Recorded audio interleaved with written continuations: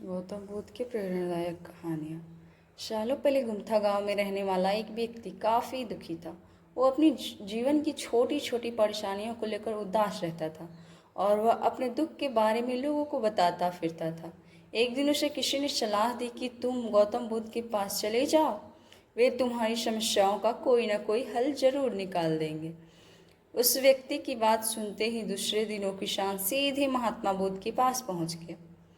गौतम बुद्ध के पास पहुंचकर उन्हें प्रणाम करते हुए उसने बताया कि मैं एक किसान हूँ और मैं खेती करके जीवन यापन करता हूँ।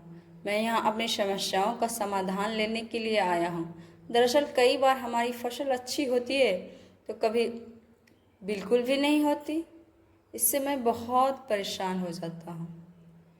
इतना कहने के बाद किसान ने आगे कहा कि मेरी पत्नी है और वो मुझसे बेहद प्रेम करती है, पर कभी कभी वो मुझे बहुत परेशान करती है।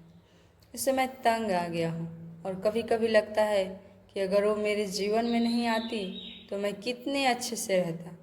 इस तरह वह अपनी सारी परेशानियाँ महात्मा बुद्ध को सुनाता रहा और वो उसकी बातें सुनते रहे। जब तक किसान बात कर रहा था तब तक गौतम बुद्ध एक भी शब्द नहीं बोले। वो बस ध्यान से किसान की ही बातें सुन रहे थे।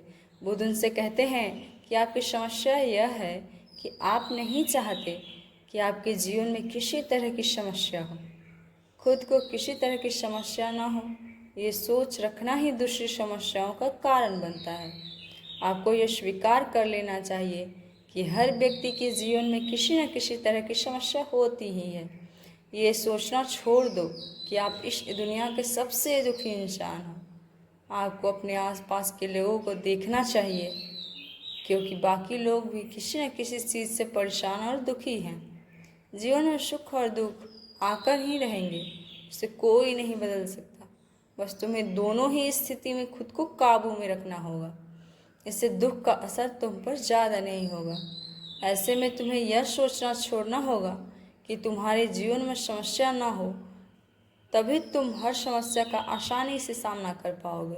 बुद्ध की बातें सुनकर किसान उनके पैरों पर गिर गया और उनसे माफ़ी मांगने लगा। वो समझ चुका था कि महात्मा बुद्ध उससे क्या कहना चाह रहे हैं। कहानी से हमें ये सीख मिलती है, हमें अपनी छोटी छोटी परेशानियों के लिए किसी से शिकायत नहीं करनी चाहिए, बल्कि उन परेशानियों का सामना खुद से करना चाहिए। वीडियो अच्छा लगे तो लाइक एंड सब्सक्राइब करें। धन्यवाद।